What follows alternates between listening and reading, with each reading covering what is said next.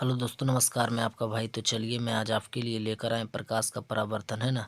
प्रकाश का परावर्तन किसे कहेंगे, प्रकाश के परावर्तन के कितने नियम होते हैं, इसको हम फिगर के माध्यम से भी समझने का प्रयास करेंगे।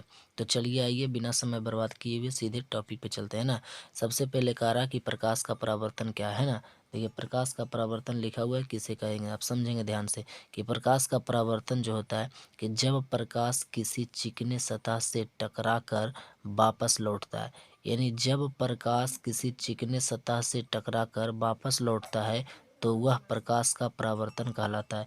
यानी जब प्रकाश किसी चिकना सतह से टकराएगा और टकरा कर लौटेगा तो लौटने की घटना को हम लोग प्रकाश का परावर्तन कहेंगे, है ना। इसको समझते हैं हम आगे, है ना।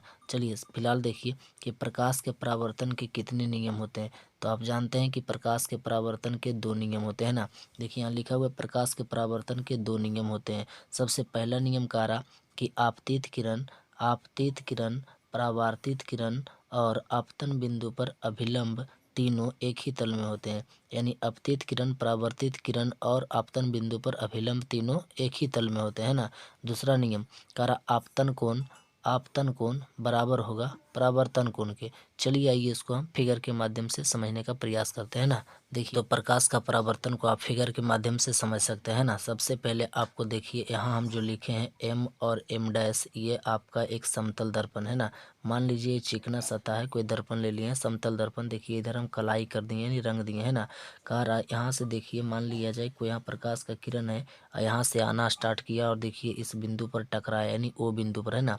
तो जो प्रकाश की किरण किसी सतह से टकराता है तो टकराने वाली किरण आपतित किरण कहलाता है ना। देखिए इसका नाम हम लिखें और इस बिंदु से टकराने के बाद में ये रेखा जो देखिए यहाँ से यहाँ लौट गया है तो लौटने वाली किरण को हम लोग परावर्तित किरण कहते हैं।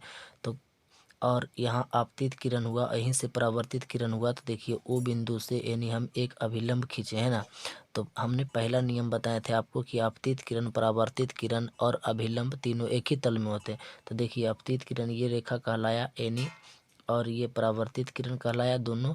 और यहाँ से देखिए ओ एन आपका अभिलंब है ना। तो ये तीनों एक ही तल में है, इस तल में, है ना। और दूसरा नियम आपको बताए थे कि कोण आई बराबर कोण आर, यानी आपतन कोण बराबर परावर्तन कोण के बराबर होता है ना।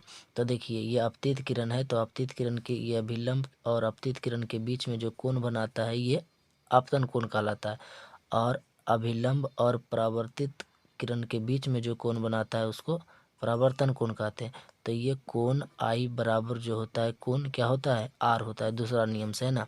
तो इसको आप समझ गए होंगे। तो आपको वीडियो देखने के लिए धन्यवाद।